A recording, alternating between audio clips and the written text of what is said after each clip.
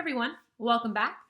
This video is a continuation of another video where I introduced the basics of how to define a class in C++, private versus public access modifiers, and an introduction to getters and setters, which are member functions. So if these terms don't sound familiar to you, I highly recommend you check out that other video first. And here we're going to pick up where we left off.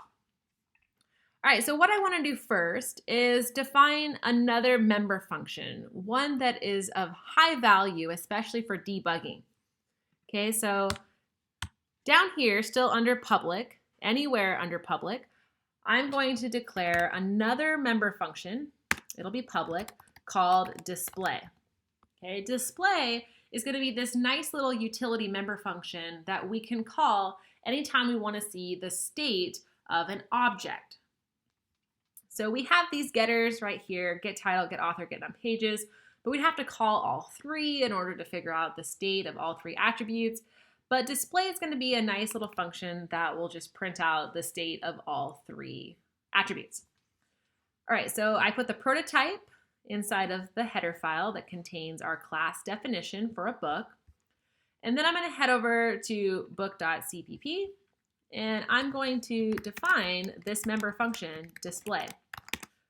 Recall that in order to make a function a member function of a class, I have to use the name of the class and the scope resolution operator in order to proclaim to the compiler that display is in fact a member of the book class. All right, so all I'm going to put in here are just three cout statements to print out the state of a book.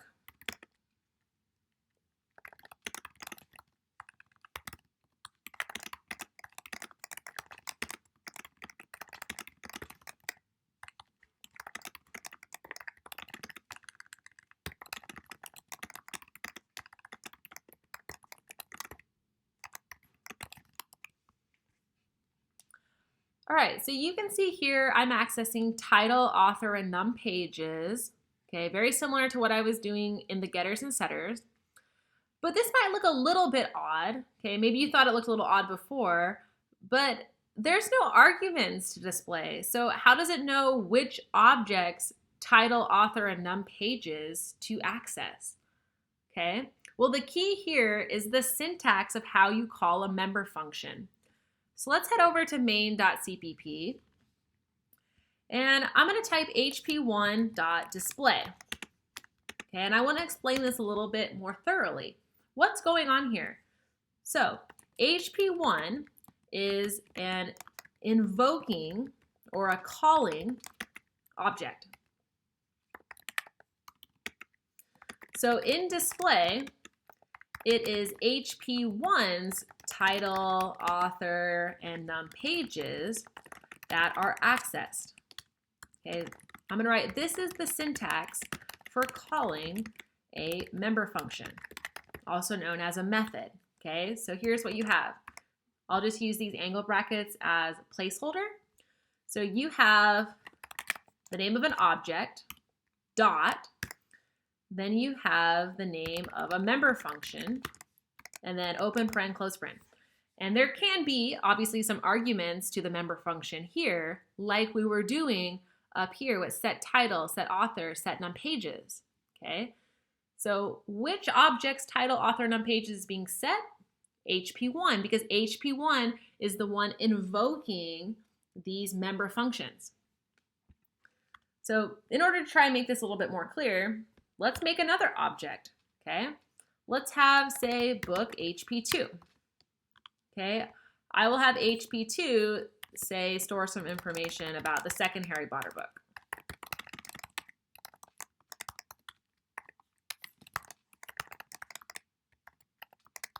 All right, JKR this time, just because I'm getting a little lazy. I believe this one is a little bit longer.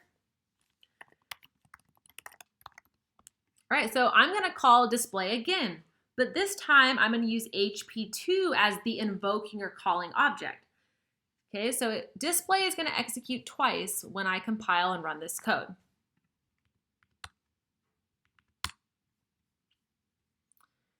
Okay, so here's the output when HP1 is the invoking object, and we see the data associated with Harry Potter book number 1. And the second time, HP2 is the invoking object, so we see the data or the state associated with the second Harry Potter book. So let's head back over to book.cpp. Here in display, okay, let me explain a little more. And this is the same for our getters and setters too.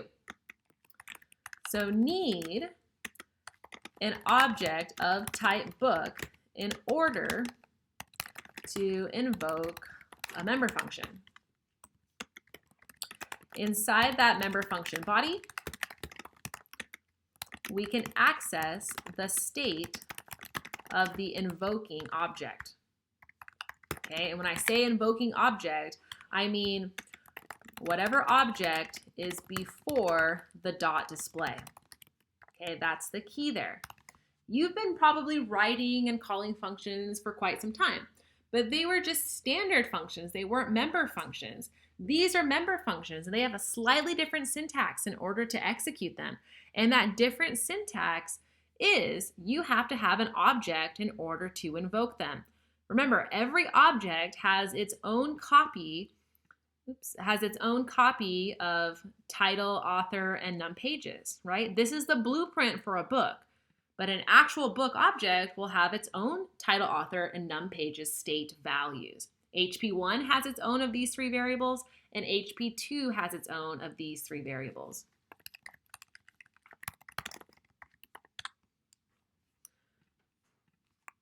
All right, I hope that provides a little bit more clarity on this new or different syntax that we're seeing here. Depending on what your background is, you might have, say, already worked with quite a few member functions. Like, for example, the string class is a really great example.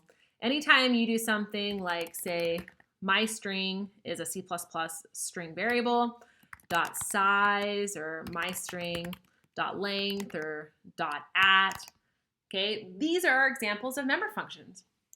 Now you know why they look a little bit different.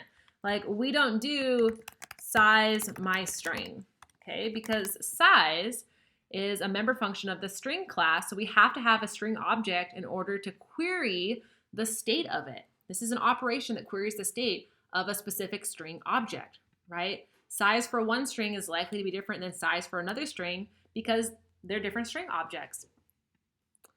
All right, so this is how you would call a standard function, and these are examples of how you would call member functions. You have to have an object in order to invoke a member function. All right. So another thing I want to show in this video is we can have pointers to objects. So let's say I have a book HP3, okay? I'm going to assign it HP2, okay? So this is going to be a copy of HP2. And maybe I want to set HP3's title to Prisoner of Azkaban.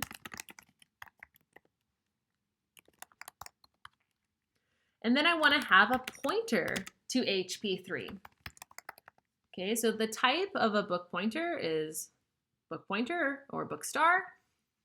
Okay, and I can assign this to store the address of HP3. Now with book PTR, I can indirectly access HP3. What's nice about this is I can use the arrow operator, right? The same indirect member selection operator that I use with structs, I can use with books or classes. So let's say I want to print out what book PTR points to. So I can do book PTR arrow display.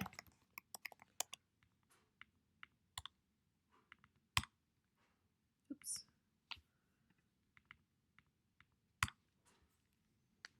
So right here, you can see I'm printing out HP3, Prisoner of Azkaban, JKR, 300 pages. Okay, these two values were just from the copy I made of HP2. And I'm using book PTR indirectly in order to access HP3. Okay, remember this is the same as doing a dereference and a selection with the dot operator. It's just kind of a nice little shorthand here in order to dereference and select.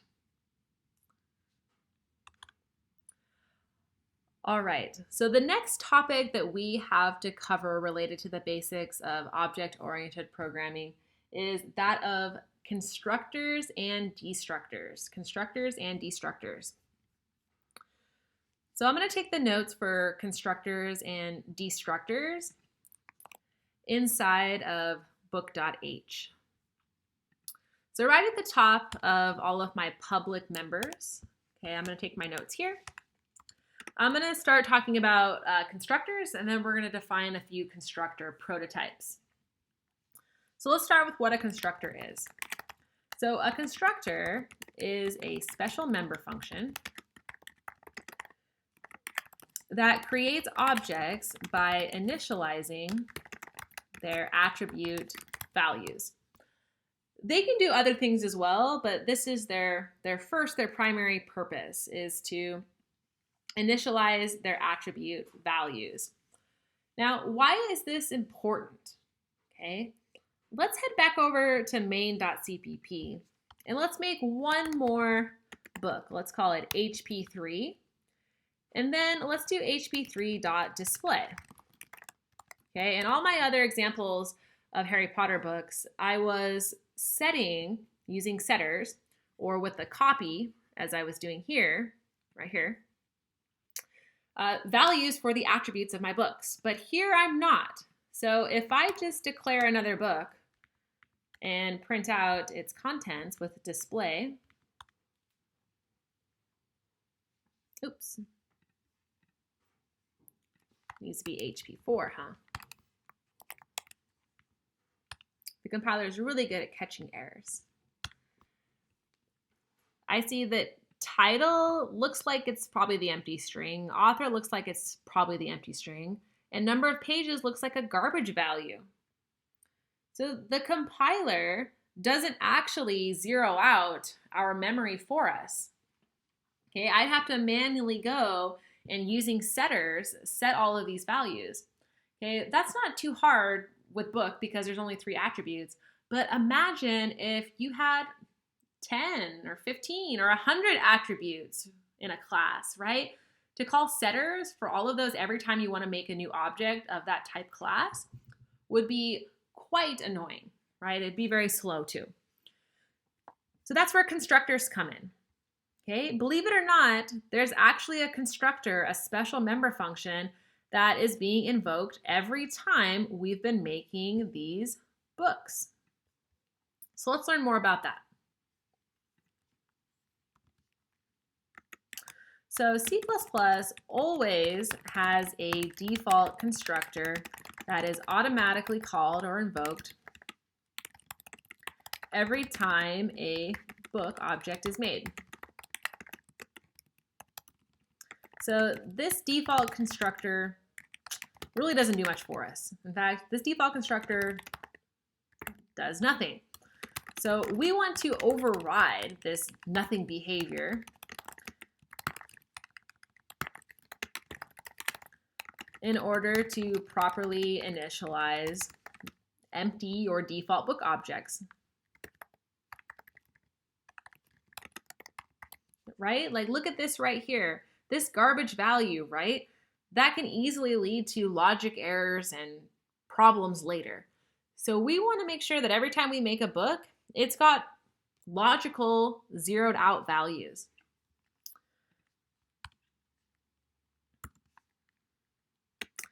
All right, so some odd things about constructors. Constructors have no return type. They don't return anything. They just initialize already allocated memory. We can overload constructors. So that means 0 or more parameters.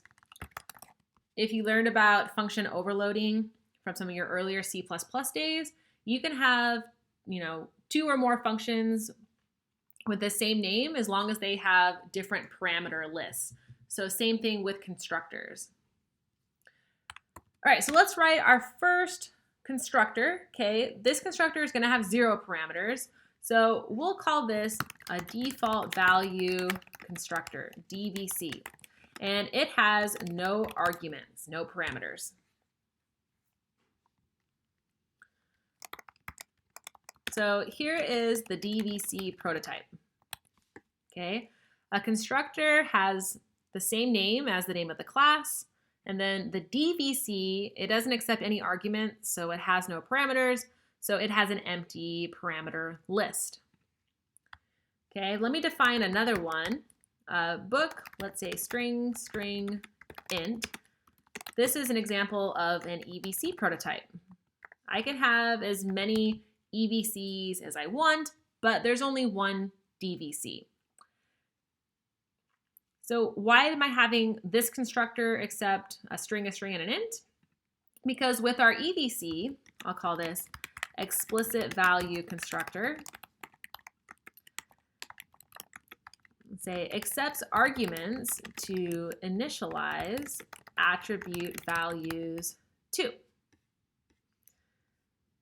So since we have 3 attributes for each of our objects, title, author, num pages, string, int, then I'm going to allow programmers when they create books to, at the same time of declaration, initialize using arguments, string, int. So value for title, a value for author, and a value for num pages.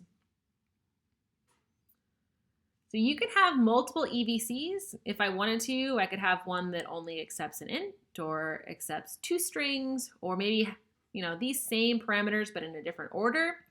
So I'll just write here, same rules for function overloading apply to constructor overloading.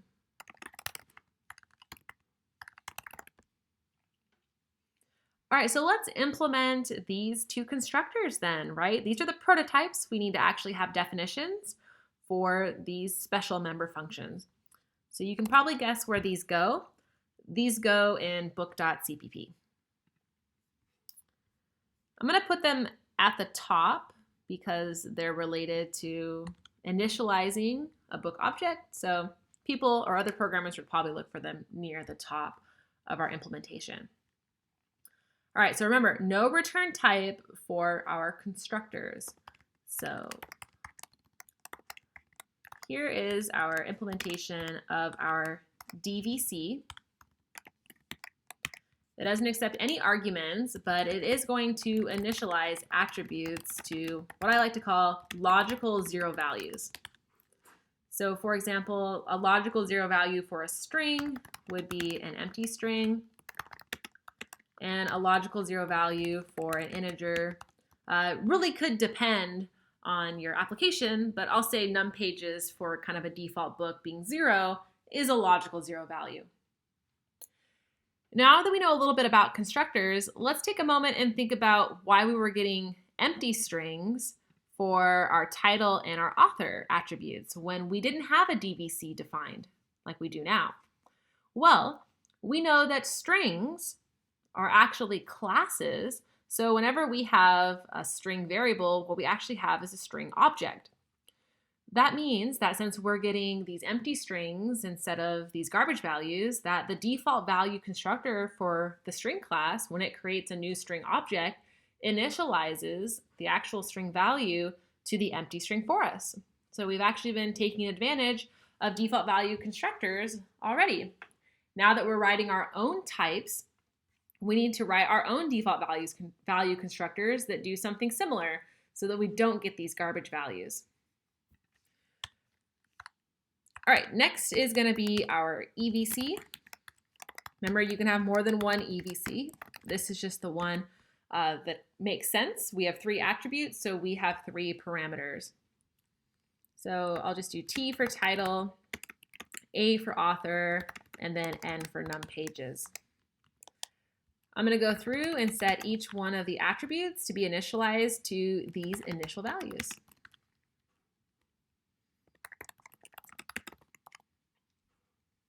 And there's an implementation for a DVC and an implementation for an EVC.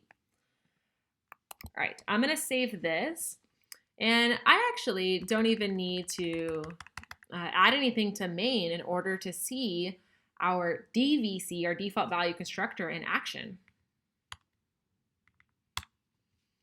Okay, this looks really similar here, but notice that number of pages is 0. It is not this garbage value. In fact, let me put in here, I'll say something like default title, default author. Compile and run this again, and we'll see that instead of the empty string, we can actually put in non-empty strings for our initial title and author values. So what's going on here? If we head back to main.cpp, we can kind of take some notes about when is the default value constructor being invoked. Well, it's being invoked right here, okay, because we're creating a book object and we're not passing in any arguments, okay, then our DVC is being executed. Then we're going through with HP1 and updating its state to these values. So we are overwriting the default title, default author, and 0 values of HP1. Okay, right here, HP2. This is also invoking the default value constructor. Then we're going through, overwriting those default values. Okay, right here, HP3. HP3 here is actually being initialized with values copied over from HP2. And then I'll put here for HP4, this is also invoking the default value constructor. So how can we invoke the explicit value constructor? Okay, so I'm going to change this to be an example of invoking the EVC. So right after the name of our book variable, we can have open paren, close paren, and put in a list of arguments that the compiler will then match with parameter lists for our prototypes for constructors to figure out which EVC or which constructor this matches up with. So HP4, this would be a Goblet of Fire, JKR, and this one was a much larger book. I really don't know how many pages, let's say 450. Okay, so this is going to invoke the EVC, the explicit value constructor, explicit value constructor. Let's compile this and run it. And now when we print out HP4, we're not calling any setters in between declaration and calling display, but we see Goblet of Fire, JK Rowling, and 450 for the pages. These values, 1, 2, 3, are being assigned right here when this EVC is invoked because we're passing in explicit values to initialize our attributes of our book object 2. All right, so that's how all of that works. Just to summarize, there's only one default value constructor, but you can have multiple explicit value constructors. If you're familiar with default arguments, if you have an explicit value constructor that has default argument values for all of its parameters, then in fact what you have is a default value constructor because it could be invoked without passing any arguments in. Okay, so just a little heads up if you're familiar with default values for function arguments. All right, the last thing I want to show in this video is the destructor. Okay, if you have constructors that initialize values, then it makes sense that you also would have some special member function called a destructor for deinitializing values. What does it mean to deinitialize? Well, what I really mean is destroy or properly free resources. So let's head over to book.h. And right below our notes on constructors, so right here, let's take some notes on the destructor. Okay, so a destructor, like a constructor, is a special member function that is called automatically when an object is about to be destroyed.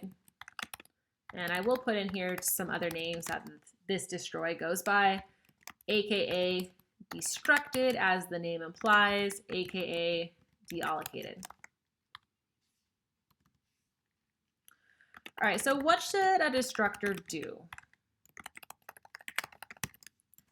Okay, really it should do a few things. One, it should free or AKA release any resources it still has.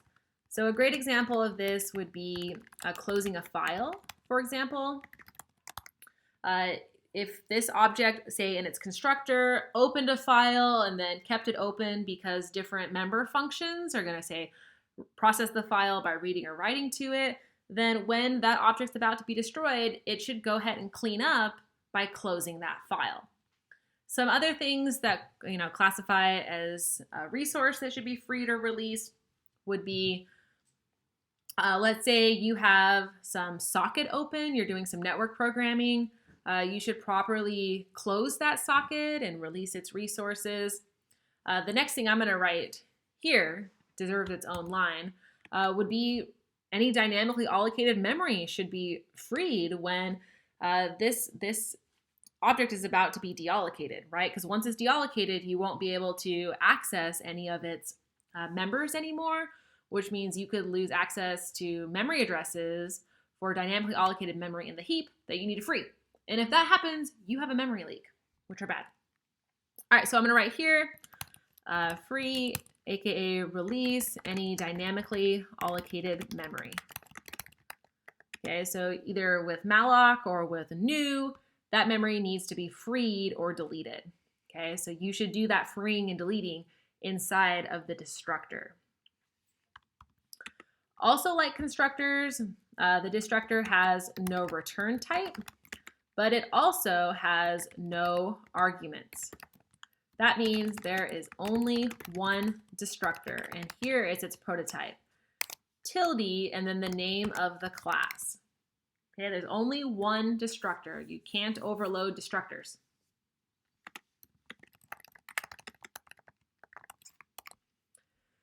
So we're going to head over to book.cpp, provide an implementation for the book destructor. But because book doesn't have any resources or dynamic memory allocation, it's not really going to do anything. But it is automatically called, and we can provide an implementation of it just to give us a sense of when it executes. So I'll just say something like hello from book destructor,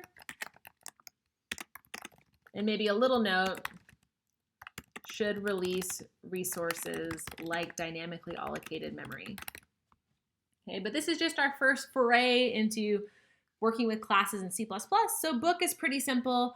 It doesn't have any resources it needs to deallocate or free. Okay, but think about this as you start to move on to your own projects or assignments or whatnot. If you're dynamically allocating memory as part of an attribute or state of your object, then when that object's about to be destroyed, you need to release that memory so that you don't have a memory leak. All right, that's all we need to do. We don't need to change anything else. Let's see if we can predict how many times we're going to see hello from book destructor and where we're going to see that in our code. So recall that I said that a destructor is automatically executed whenever an object is about to be destroyed. So how many objects do we have here? HP1, HP2, HP3, and HP4. So we have 4 objects. Okay, none of them are dynamically allocated, but we could have if we wanted to, right? Like up here, if we wanted to, we could have dynamically allocated a book if we wanted to. That'd be fine. But because we didn't, they're all in the stack, which means that when this main function exits right here, returns, all of the statically allocated memory that it was using is deallocated. So it was using 4 book objects. So for each of those objects, when their memory gets deallocated, we're going to see the destructor is automatically called for each and every one. So we should see hello from book destructor 4 times, and all at the end of our program, because it's going to be called after main returns, right before our program terminates. And there we see hello from book destructor printed out 4 times. If we wanted to, we could customize this output to see the title of the book that's being destructed, so we would know which one is which. But this is enough for our introduction to destructors. Just know that they're called automatically whenever a book object is being destroyed or deallocated. Since all of our book objects were allocated statically on the stack, it's happening when the main function returns. But we could dynamically allocate a book if we wanted to. And then when we call delete on that book, we would see the destructor executing with access to the state of that book. All right, so there's some fun things for you to carry on with this example, right? Try modifying book so that it has some dynamically allocated memory, allocate it in the constructor, free it in the destructor. Also try dynamically allocating the book object itself. See that when you delete it, you'll see hello from book destructor. All sorts of fun things in order to try. All right, thank you for watching the second part of a multi-part video on the introduction to object-oriented programming and classes in C++.